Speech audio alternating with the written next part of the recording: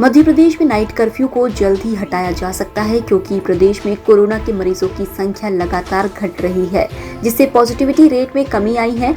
गृह मंत्री डॉक्टर नरोत्तम मिश्रा ने बयान देते हुए कहा कि अगली जब भी बैठक होगी तो इस मुद्दे पर चर्चा करके फैसला लिया जा सकता है। हमने लगभग सभी प्रतिबंध हटा लिए हैं और जल्दी जब भी बैठक होगी नाइट कर्फ्यू हटाने पर भी हम विचार कर रहे हैं।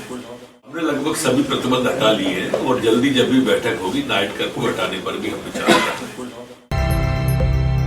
मध्य प्रदेश में आबकारी विभाग की नई आबकारी नीति पूरी तरह से फेल हो गई है, जिसके कारण एससी और डीसी ने मिलकर भोपाल और इंदौर के ठेकेदारों पर अनैतिक कार्रवाई की है। ये आरोप मध्य प्रदेश आबकारी संघ ने शासन प्रशासन पर लगाए हैं। आबकारी संघ के पदाधिकारियों ने पत्रकार वार्ता आयोजित कर कहा कि प्रशासन द्वारा कभी भी इस तरह की कार्रवाई नहीं की गई। गौरतलब है कि इंदौर और भोपाल में रूटीन चेकिंग के नाम पर शराब व्यापारियों को परेशान किया जा रहा है। वर्तमान में भाइयों, मेरी जो भोपाल जिले की पूरी शिवारी लीकर ने काम ले रखा है, उसका संचालन पिछले 2 सालों से किया जा रहा है। पिछले 2 वर्षों से जिसका संचालन शिवारी लीकर कर रहा है, नई आबकारी नीति जो तथाकथित रूप से फेल बताई जा रही है, उसका एक ताज़ा उदाहरण ये है कि 4 महानगरों में लगभग 33% ही रेवेन्यू सरकार ने अभी तक अर्जित कर पाया है। उसमें भोपाल और इंदौर और आपका जबलपुर और ग्वालियर भी आता है और उसी कैटेगरी में भोपाल इंदौर आता है। लेकिन अभी जब द्वितीय टेंडर हुआ तो सरकार के पास बहुत कम रेवेन्यू आया। प्रथम चक्र में तो लोगों ने दुकानें इस स्तर से ले ली कि जो अच्छी दुकानें थी उन दुकानों को आदमी ने ले लिया जिसमें 2 पैसे उनके निकल सकते थे या लागत या पूंजी निकल सकती थी। अब सरकार को ये लगा कि इससे कारगर हम नहीं होंगे, तो ये एक प्रकार से बहुत ही छोटी हरकत है और या उसको कह सकते हैं कि इस तरीके से जो एक दबाव बनाया जा रहा है, प्रेशर बनाया जा रहा है कि लोग टेंडर डालें या हम ही लोग दुकानों को लें, तो जो किसी दुकान की वाजिब कीमत है हम वही तो दे सकते हैं। जैसे कि भाई साहब ने बताया कि अभूतपूर्व है, पहली बार किसी प्रशासन के द्वारा इतनी बड़ी कार्रवाई करी गई है रनिंग कॉन्ट्रैक्टर के ऊपर। इसका ज्ञापन माननीय मंत्री जी, कलेक्टर साहब और जो भी रिलेवेंट अधिकारी हैं उनको हम लोगों ने दे दिया है। प्रदेश के मुख्यमंत्री के लेवल का ये सिस्टम नहीं है, इसलिए हम लोगों ने अभी तक उनसे अप्रोच नहीं करी। हमारी पूरी दुकानें वॉलंटरी बंद नहीं है, इसमें सरकार का बहुत बड़ा योगदान है बंद कराने में। इंदौर, भोपाल, जबलपुर में कार्रवाई चल रही है। गृह मंत्री डॉक्टर नरोत्तम मिश्रा ने प्रदेश कांग्रेस अध्यक्ष कमलनाथ पर निशाना साधा है।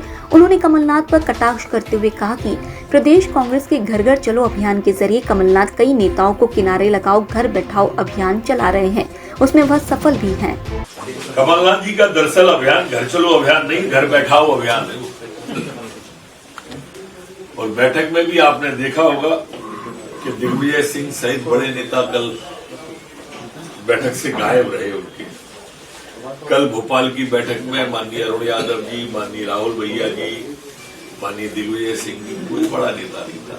अब सब बैठ गए हैं और इसलिए इनके अभियान जितने भी हैं ट्विटर और पेपर तक ही है, फील्ड में कोई अभियान नहीं दिखता कांग्रेस का। ओबीसी महासभा ने शिवराज सरकार पर गंभीर आरोप लगाए हैं। उन्होंने पत्रकार वार्ता आयोजित कर सरकार पर आरोप लगाते हुए कहा कि सरकार की ओर से ओबीसी वर्ग के लिए 27% आरक्षण के मामले में सरकार द्वारा सही ढंग से हाईकोर्ट में पक्ष नहीं रखा जा रहा है, जिसके चलते एमपीपीएससी में ओबीसी वर्ग को 27% आरक्षण नहीं मिल पाया है।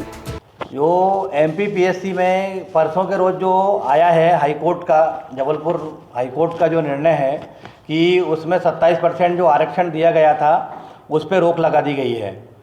एक उसमें 14% मतलब उन्होंने बोला है 27% पर रोक लगा दी है। तो उसमें यह है कि हमारा ये कहना है कि सरकार जो है अपना पक्ष सही से नहीं रख रही। जो पक्ष रखना चाहिए न्यायालय को जो डॉक्यूमेंट जो है जो देंगे उसी के आधार पर ही अपना निर्णय न्यायपालिका सुनाएगी। मतलब तो अभी हमारा ये है कि ओबीसी का जो जनगणना गिनती हो रही है उसका अभी तक इन्हें 1-1.5 महीने हो गए, इनने आदेश दिए थे कि ओबीसी की जनगणना कराई जाए, वो भी अभी पोर्टल पे इनको नहीं रखी गई है। और हमारा ये है कि संपूर्ण जनगणना पूरे राष्ट्र में संपूर्ण जनगणना हो चाहिए, पूरी परिवार की जनगणना होनी चाहिए ओबीसी की, समाज की, सभी की। कोलार पुलिस को बड़ी सफलता मिली है। पुलिस ने मादक पदार्थ की तस्करी करने वाले 2 कुख्यात तस्करों को पकड़ा है। मादक तस्कर अल्टो कार में 42 किलो गांजा ले जाते समय पुलिस के हत्थे चढ़े।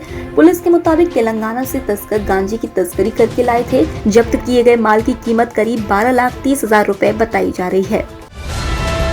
EMS टीवी के YouTube चैनल को सब्सक्राइब करें और बेल आइकन दबाएं। साथ ही EMS न्यूज ऐप डाउनलोड करें।